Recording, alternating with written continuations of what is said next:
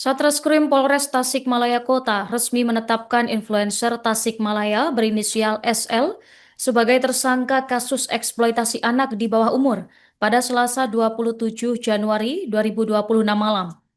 Sebelum ditetapkan tersangka, pemirsa, SL sempat dimintai keterangan oleh unit PPA Polres Tasikmalaya Kota seputar aksi konten sewa pacar dengan iming-iming uang sebesar 50 sampai 100 ribu rupiah. Untuk mengetahui bagaimana informasi selengkapnya, kami telah terhubung dengan jurnalis Tribun Priangan, rekan Jainal Abidin. Silakan laporan Anda. Ya baik, Nurma izin melaporkan, Satreskrim Polres Tasikmalaya Kota resmi menetapkan SL sebagai tersangka kasus sewa pacar yang memang terjadi di wilayah Kota Tasikmalaya. SL ini memang menjadi tersangka ini terjadi kasus eksploitasi anak di bawah umur yang memang ditetapkan oleh Polres Tasikmalaya Kota pada Selasa 27 Januari 2026.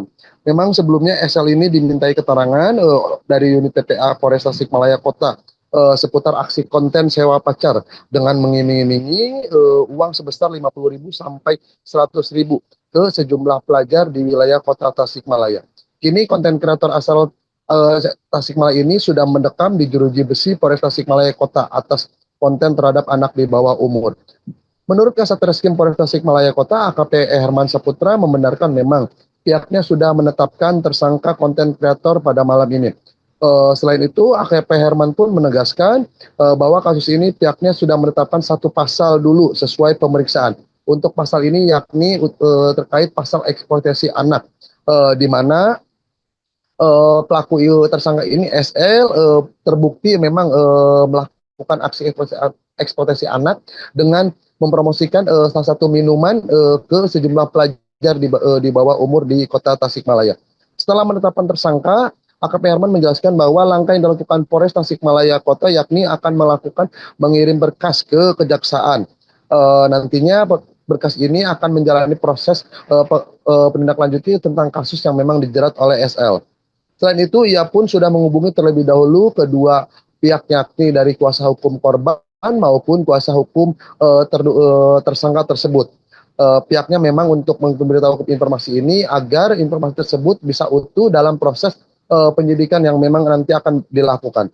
Sementara itu memang konten kreator SL ini menjadi konten kreator di wilayah Kota Tasikmalaya tidak hanya melakukan aksi-aksi promosi maupun yang lainnya. Bahkan SL ini diketahui sempat dekat dengan Wali Kota Tasikmalaya, yakni Piman Alpariji. Bahkan SL ini sempat melakukan konten bersama Piman Alpariji tentang kuliner pada tahun 2024. Bahkan kedekatan Wali Kota ini tidak hanya sekadar teman konten, melainkan rekan yang memang kerap mempromosikan potensi Kota Tasikmalaya bersama konten kreator lainnya.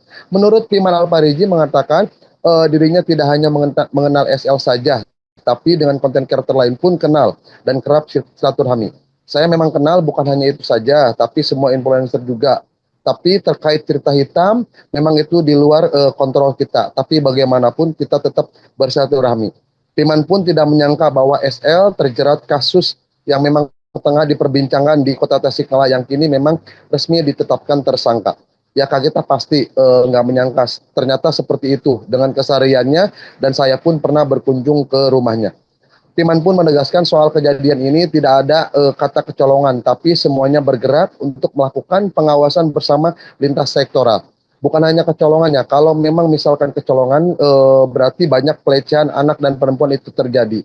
Justru dengan adanya UPTD PPA ini hak anak itu bisa terdeteksi. Seperti diketahui, Kota Tasikmalaya sempat dihebohkan aksi konten sewa pacar yang memang sewa pacar ini dilakukan SL berdurasi 1 jam.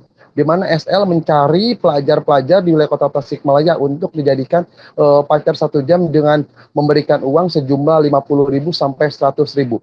Bahkan sewa pacar ini dilakukan SL berkeliling di wilayah Kota Tasikmalaya dengan mengajak jalan-jalan, bahkan membeli produk yang memang dibebaskan oleh SL. Namun aksi ini sempat tercoreng karena beberapa konten dia sempat melakukan perbuatan tidak menyenangkan kepada beberapa pelajar di bawah umur. Kini kasusnya masih bergulir dan Polres Tasikmalaya pun masih terus mengumpulkan barang bukti dan keterangan dari pihak-pihak dan termasuk dari pihak pemberi endorse kepada SL tersebut. Demikian Nurma yang kami dapat laporkan dari Kota Tasikmalaya. Kembali ke studio. Oh ya, memang itu isu yang sedang luar biasa di Kota Tasikmalaya. Tentunya kami dari pemerintah terkait dengan perlindungan anak dan perempuan itu adalah yang utama. Jadi kami pun untuk pendampingan, pengaduan dan juga nanti sikap kami itu sudah difasilitasi di PPTD KPA di sana. Kepala PPTD-nya pun itu kemarin sudah berstatement di media dan kami juga sangat terbuka dan akan mengawal terkait child grooming ini dengan melindungi hak-hak anak di sana. Itu yang pertama, dan juga kami sikapnya yang pasti zero tolerance lah, gitu kan. Dan menyerahkan tentunya semua kasusnya itu ke APH gitu. Karena kan memang itu ada hukum yang memang berlaku gitu. Jadi kami pemerintah Kota Tasikmalaya pertama memfasilitasi pengaduannya, kemudian juga akan advokasi bagaimana dengan korban-korban yang ada. Kami juga mensosialisasikan jangan sampai kejadian ini terulang gitu kan.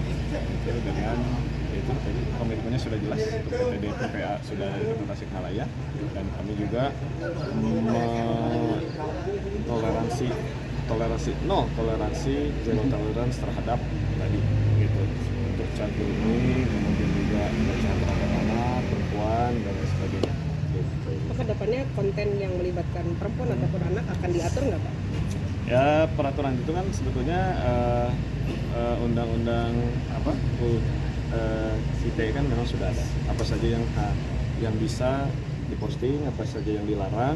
Nah, kami dari pemerintah kota tentunya mengawal undang-undang tersebut dan juga mensosialisasikan tentunya melalui Kominfo gitu, mensosialisasikan memang apa saja konten-konten yang memang positif, konten-konten bukan hanya saja tentang pelecehan anak, tapi mana juga nih yang memang harus tersaji di ruang media sosial ini kan. Memang termasuk sosialisasi UU ITE yang ada.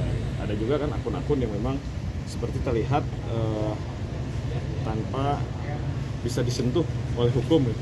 Jadi akun-akun di media sosial ini ada juga yang memang memposting sesukanya gitu tanpa melihat hak orang, tanpa melihat juga pelecehan nama baik dan lain sebagainya. Download Tribun X sekarang, menghadirkan lokal menjadi Indonesia.